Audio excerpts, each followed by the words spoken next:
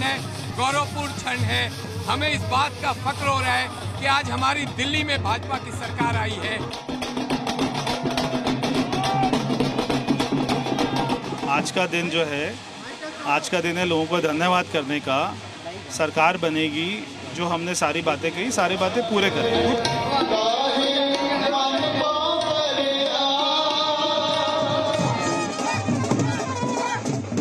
अरविंद केजरीवाल खत्म, tata bye bye. Delhi को जो तकलीफ दिया अरविंद केजरीवाल ने, उसकी सजा मिली। मोदी जी के गारंटी की जीत हुई है।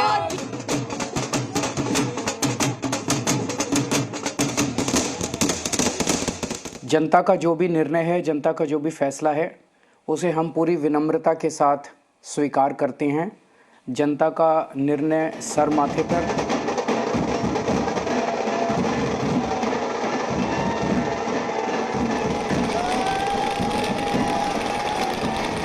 दिल्ली की जनता का जनादेश है, हमें जनादेश स्वीकार है। जंग जारी रहेगी भारतीय जनता पार्टी के खिलाफ।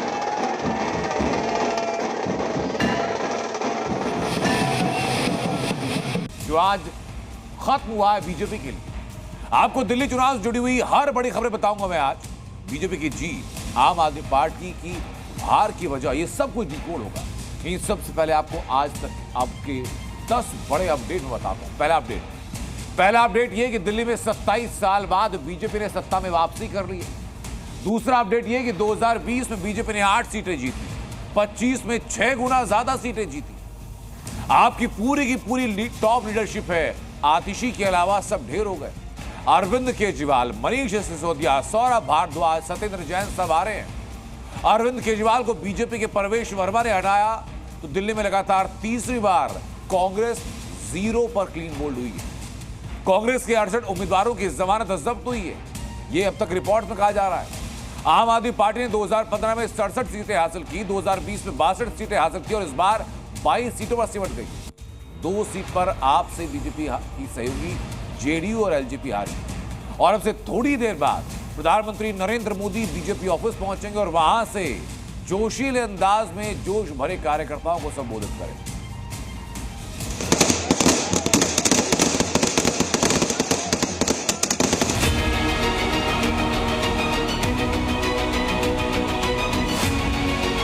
मोदी है तो मुमकिन है।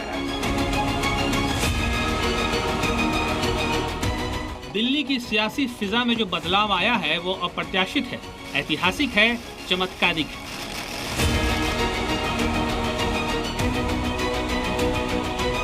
प्रधानमंत्री नरेंद्र मोदी ने चुनाव प्रचार में आपको आपदा करार दिया था और अब नतीजे बता रहे हैं कि दिल्ली की जनता ने इस आपदा से मुक्ति पा ली है। इन्हें दिल्ली के लोगों की परवाह नहीं है, दिल्ली के विकास की चिंता नहीं है। इसलिए ही आज हर दिल्ली वाला कह रहा है, आपदा नहीं सहेंगे। बीजेपी ने अरविंद केजरीवाल की आम आदमी पार्टी को सत्ता से बेदखल करते हुए दिल्ली में 27 सालों बाद जबरदस्त जीत हासिल की है। बीजेपी ने न सिर्फ आम आदमी पार्टी को करारी शिकस्त दी है, बल्कि ये भी बता दिया कि केजरीवाल और उनकी पूरी टीम की कट्टर ईमानदार वाली छवि टूट चुकी है। आपका दिल्ली मॉडल पूरी तरह से धराशायी हो गया। शिक्षा और स्वास्थ्य के नाम पर जो प्रचार किया गया वो जनता को नजर नहीं आया। केजरीवाल और उनके मंत्री भ्रष्टाचार के दलदल में फंसते गए और जनता ने आखिरकार आपकी सत्ता को सिरे से नकार दिया। मैं भारतीय जनता पार्टी को इस जीत के लिए बहुत बहुत बधाई देता हूं और मैं उम्मीद करता हूं कि जिस उम्मीद के साथ और जिस आशा के साथ लोगों ने उनको बहुमत दिया है वो उन सभी उम्मीदों और आशाओं पे पूरा उतरेंगे। बीजेपी की इस ऐतिहासिक जीत के पीछे प्रधानमंत्री मोदी की रणनीति और उनकी अपील का जबरदस्त असर दिखा। मोदी ने दिल्ली में साफ कहा था कि आपसे बचना जरूरी है, नहीं तो ये दिल्ली को गर्त में धकेल देंगे। दिल्ली की जनता ने इस संदेश पर भरोसा किया और कमल के फूल को चुना। बहुत खुशी है, मोदी जी को बहुत प्रणाम है। पूरी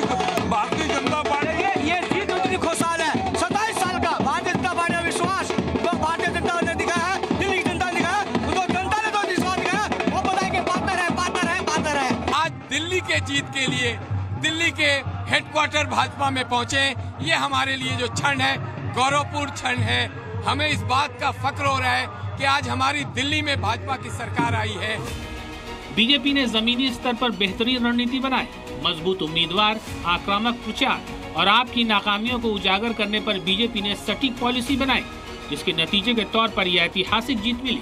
दिल्ली में मैं कहूँ तो 20 साल में कोई काम ही नहीं हुए। अभी दिल्ली को अगले 5 साल में इतना सुंदर बनाएंगे और यहाँ पर इतना काम करेंगे कि दिल्ली के लोगों को फ़र्क दिखाई देगा। दिल्ली में हमने जो किया, हमने कहा वो तो करेंगे ही, और बहुत सारे काम जो हमने नहीं कहे वो भी करेंगे। जाहिर है दिल्ली ने फैसला सुना दिया है। आपको सत्ता से बाहर कर 27 साल तक सत्ता से दूर रही बीजेपी को पूर्ण बहुमत के साथ चुन लिया है। अब यमुना का पानी उतर चुका है और दिल्ली में कमल खिल चुका है। ब्यूरो रिपोर्ट, जी मीडिया।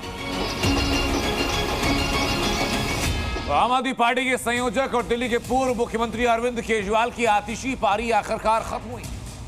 27 सालों के बाद दिल्ली में कमल खिला और झाड़ू साफ।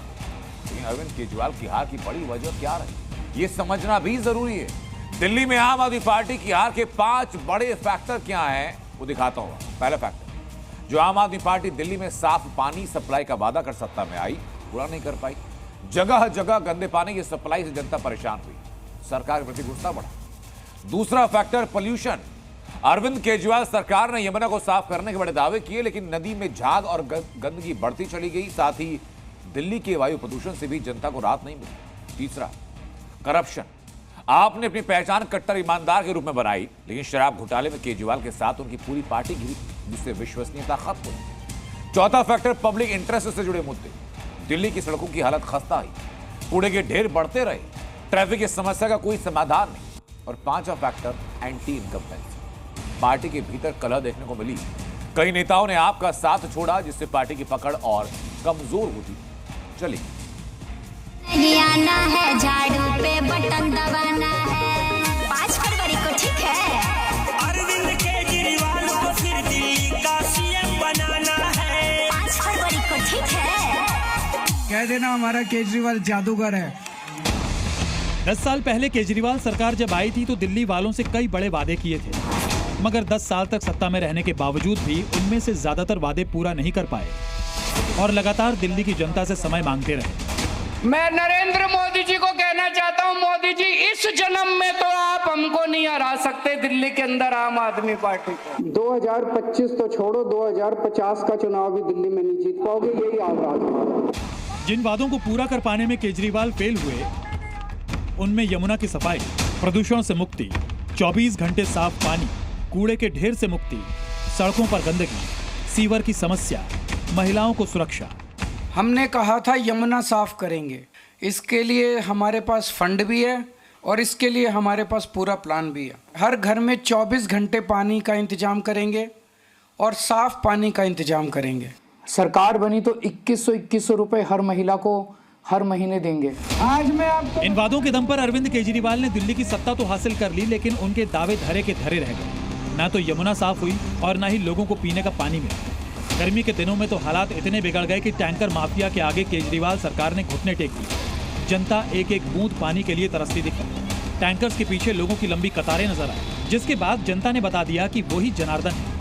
दिल्ली ने अब कॉन्फ्लिक्ट की सरकार को बाय बाय कर दिया है, नकारात्मक रवैये को बाय बाय कर दिया है, झगड़ालू सरकार को बाय बाय कर दिया है। इसके साथ ही एमसीडी में होने के बाद भी कूड़े का ढेर, सीवर की समस्या और सफाई के मुद्दे पर किए गए वादे को भी केजरीवाल पूरा नहीं कर पाए, जिससे लोगों का भरोसा आखिरकार केजरीवाल से उठ गया। अरविंद केजरीवाल का ये वादा था कि वो दिल्ली की जनता को एक स्वच्छ और साफ और स्वस्थ जीवन देंगे, लेकिन मोहल्ला क्लिनिक में या तो ताला लगा रहता था। इन वादों की नाकामी के साथ ही केजरीवाल के हार के जो और कारण रहे, उनमें भ्रष्टाचार के आरोप, शराब नीति घोटाला, सीएम बंगले पर खर्च का मामला, केजरीवाल और उनके मंत्रियों का जेल जाना, आतिशी को डमी सीएम बनाना और केजरीवाल के सीएम बनने पर सस्पेंस भी बड़ा कारण रहा। कट्टर बेईमान पापी आपके कन्वीनर अरविंद केजरीवाल की आंखें खोलने का काम जनता ने किया है। अपनी कमियों को छुपाने के लिए केजरीवाल साहब अपनी कमियों के आरोप दूसरे के ऊपर लगाने में माहिर थे। उसको अपने से मतलब है, दिल्ली से कोई मतलब नहीं था। हर महिला को हर महीने नाकाम वादे और जनता से जुड़े ये तमाम मुद्दे केजरीवाल सरकार के लिए काल बन गए और 10 साल तक सत्ता में रही आप दिल्ली से साफ हो गए। दिल्ली से रवि त्रिपाठी के साथ ब्यूरो रिपोर्ट, जी मीडिया। और अब मैं आपको सीधे तस्वीरें दिखाता हूं बीजेपी दफ्तर की कि दिल्ली में बम्पर जीत हासिल करने के बाद कार्यकर्ताओं में कितना उत्साह है। वहां की तस्वीरें में दिखाऊं आपको। ये तस्वीरें आज दोपहर से आनी शुरू हो गई। दोपहर से ऐसी ही तस्वीरें बीजेपी दफ्तर से आ रही हैं। हुजूम है कार्यकर्ताओं का बीजेपी दफ्तर में और अब तो इंतजार है क्योंकि अब से बमुश्किल 40 मिनट के बाद प्रधानमंत्री नरेंद्र मोदी वहां पहुंचेंगे और कार्यकर्ताओं से सीधा संवाद करेंगे। एक रवायत की तरह कि जो भी state election, by elections, general elections होते हैं, जीत की परिपाटी लिखे जाने के बाद कार्यकर्ताओं से सीधा संवाद करते हैं प्रधानमंत्री नरेंद्र मोदी। और आज तो 27 साल का नहीं, लगभग 3 दशकों का वो इंतजार बीजेपी का पूरा हुआ, जिसके इंतजार में जीत की ये पूरी पटकथा लिखी गई थी। अभूतपूर्व तरीके से जिस बीजेपी के लिए कुछ महीनों पहले तक ये माना जा रहा था कि दिल्ली में टक्कर संभवतः मुश्किल होगी, उस बीजेपी ने परिणाम में वो कर दिखाया जिसका इंतजार बीजेपी के आलाकमान को था, जिसके इंतजार दिल्ली के अंदर संभवतः बीजेपी के समर्थकों को भी रहा होगा।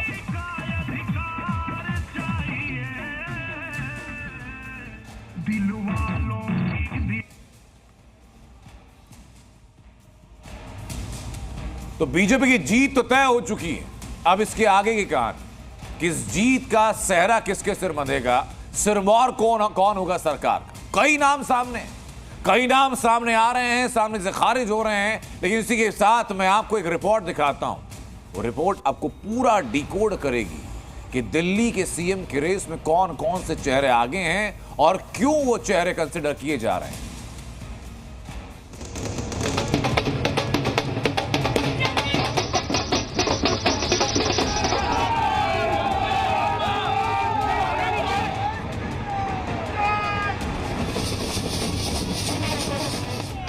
सत्ताईस साल का सूखा खत्म हुआ। दिल्ली में बीजेपी लौटी और क्या दमदार तरीके से लौटी। बीजेपी को 47 से ज्यादा सीट मिलने की उम्मीद है। पार्टी 2/3 बहुमत से दिल्ली के सत्ता पर काबिज हो रही है। दिल्ली को डबल इंजन की सरकार मिल रही है।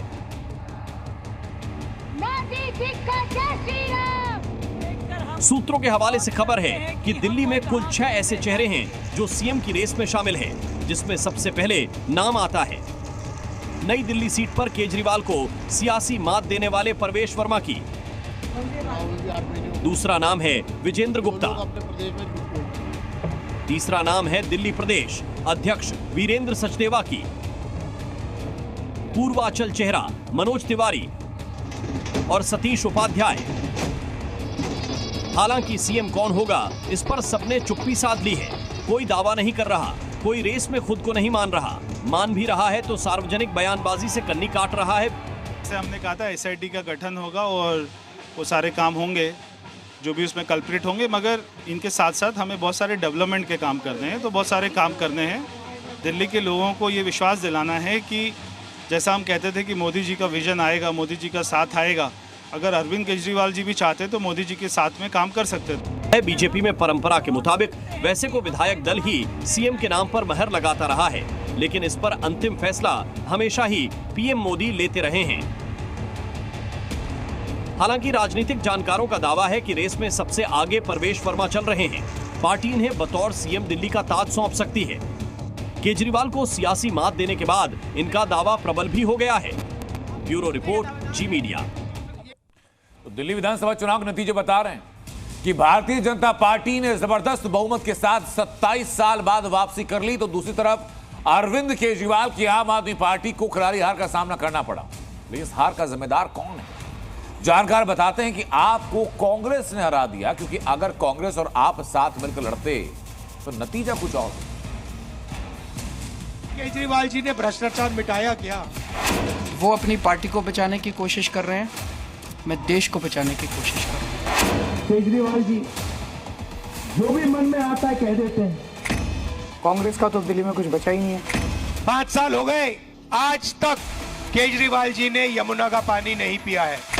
कांग्रेस की दिल्ली में एक भी सीट नहीं आने वाली। हकीकत यही है कि कांग्रेस इस बार दिल्ली विधानसभा चुनाव में वोट कटुआ पार्टी बनकर उठी। उसने न सिर्फ आम आदमी पार्टी के वोट काटे, बल्कि अप्रत्यक्ष रूप से बीजेपी की जीत का रास्ता भी साफ कर दिया। ये कहना गलत नहीं होगा कि कांग्रेस ने केजरीवाल की पार्टी को हराने में ज्यादा दिलचस्पी दिखाई, बजाय इसके कि वो डायरेक्ट बीजेपी से लड़ती। चुनाव प्रचार के दौरान कांग्रेस के नेता लगातार आप पर हमलावर रहे। राहुल गांधी ने भी अपने भाषणों में केजरीवाल पर जमकर निशाना साधा। मानो उनकी असली लड़ाई बीजेपी से नहीं बल्कि आप से हो। कांग्रेस और आप दोनों ने एक दूसरे को बीजेपी की बी टीम बताया। दिल्ली में अरविंद केजरीवाल जी ने भ्रष्टाचार मिटाया क्या? मिट गया।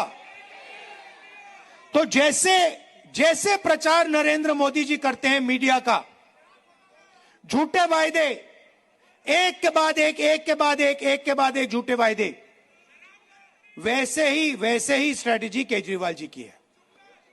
कोई फर्क नहीं है। सारे बीजेपी और कांग्रेस मिलके दिल्ली की जनता के खिलाफ और दिल्ली के लोगों के खिलाफ और आम आदमी पार्टी के खिलाफ चुनाव लड़ रहे हैं।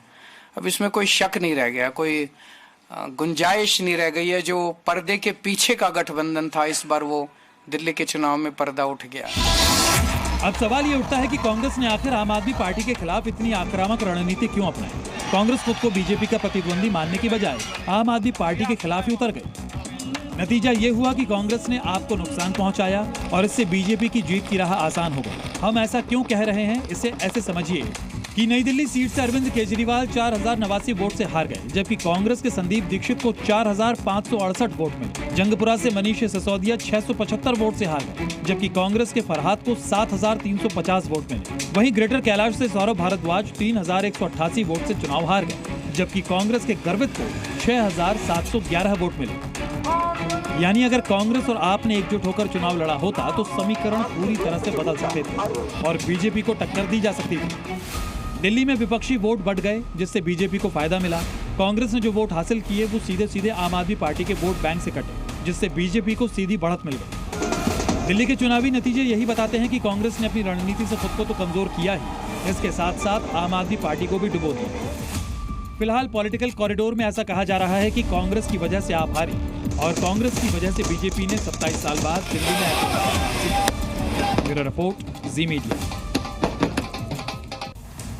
तो अब फिर सवाल वही कि हार के जिम्मेदार कौन है? इसका जानकार बता रहे हैं कि कांग्रेस इसको हार का जिम्मेदार है। काफी हद तक साथ लड़ते तो चीजें बेहतर होती, ये रिपोर्ट में आपने देखा भी। लेकिन साथ ही साथ अब जीत के फैक्टर की बात करना जरूरी है। दिल्ली बीजेपी की जीत में एम फैक्टर ने अहम रोल निभाया। ये एम फैक्टर है महिला, मुस्लिम और मिडिल क्लास। इन तीनों एम ने विरोधियों के लिए बड़ी मुसीबत आज खड़ी। लेकिन वहीं दिल्ली विधानसभा चुनाव में आम आदमी पार्टी को मिली हार के साथ उसके जेल से वापस आए सभी दिग्गज नेता अपनी सीटों से बुरी तरह हारे, जिसमें अरविंद केजरीवाल, मनीष सिसोदिया, सत्येंद्र जैन और सोमनाथ भारती शामिल रहे। इसी जनादेश ने साबित किया कि दिल्ली में दागियों की जगह नहीं।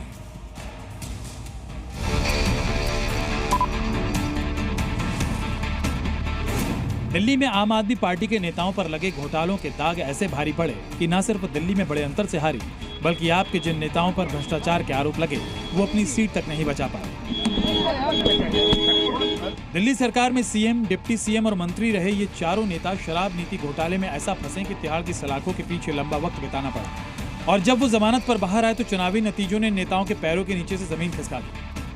दिल्ली के सिंहासन पर पिछले 10 सालों से राज कर रही आम आदमी पार्टी की ये सभी दिग्गज नेता अपनी सीटों पर बड़े अंतर से हारे, जिसमें नई दिल्ली सीट से अरविंद केजरीवाल को बीजेपी के परवेज वर्मा ने हराया, जंगपुरा सीट से मनीष सिसोदिया को बीजेपी के तरविंदर सिंह मारवा ने हराया, शकूर बस्ती सीट से सत्येंद्र जैन को बीजेपी के करनैल सिंह ने हराया और मालवीय नगर से सोमनाथ भारती को सतीश उपाध्याय ने हराया। जंगपुरा विधानसभा के लोगों ने भी बहुत प्यार मोहब्बत सम्मान दिया, लेकिन वोट से लगभग 600 वोट से उसमें हम पीछे रह गए। तो मैं जो कैंडिडेट जीते हैं उनको बधाई देता हूं और उम्मीद करता हूं कि जंगपुरा की समस्याओं को वो हल करेंगे, जंगपुरा के लोगों की जितनी भी चीज़ें हैं उनको हल करेंगे। जंगपुरा में उनको दिखा दिया कि जो कार्यकर्ता जंगपुरा के मंडल अध्यक्ष और जो हमारे कार्यकर्ता थे उन्होंने दिखा दिया कि आप लोगों के लिए जंगपुरा सबसे भारी सीट गिनी गई। वहीं मालवीय नगर से सोमनाथ भारती को मात देने वाले बीजेपी प्रत्याशी सतीश उपाध्याय के परिवार ने इसे जनता की जीत बताया। मुझे बहुत खुशी है। जनता ने आज कमल खिलाया है, न केवल मालवीय नगर में बल्कि पूरी दिल्ली में, और आप देखेंगे कि अब दिल्ली विकास की राह पर कैसे दौड़ती है। इस बीच भ्रष्टाचार के आरोप में कभी दिल्ली की सत्ता से कांग्रेस को हटाने के लिए आंदोलन में केजरीवाल के साथ शामिल रहे अन्ना हजारे और कुमार विश्वास ने भी शराब की वजह से गई केजरीवाल की सत्ता पर उन्हें नसीहत दी। मैं पहले से बताता हूं कि चुनाव लड़ते समय उम्मीदवार का आचार शुद्ध होना, विचार शुद्ध होना, जीवन निष्कलंक होना, जीवन में त्याग होना और अपमान करने की शक्ति होना, ये गुण अगर उम्मीदवार में है तो मतदारों को विश्वास आता है। आम आदमी पार्टी के लाखों करोड़ों कार्यकर्ता जो अन्ना आंदोलन से आए, जिनके बहुत ही निश्चल, निष्पाप और बड़े भारत की राजनीति को बदलने के सपने की हत्या एक निर्लज्ज, नीच, मित्रहंता, आत्ममुग्ध और चरित्रहीन व्यक्ति ने की, उसके प्रति तो क्या संवेदना, दिल्ली को उससे मुक्ति मिली। बीजेपी ने भी चुनाव प्रचार के दौरान आपके शराब घोटाला और भ्रष्टाचार के मुद्दे को जोर शोर से उछाला, और जब आपके तिहाड़ रिटर्न नेता इलेक्शन में उतरे तो जनता ने अपने फैसले से साफ कर दिया कि दिल्ली में दागियों के लिए कोई जगह नहीं है। दिल्ली से अंजलि सिंह के साथ ब्यूरो रिपोर्ट, ZP।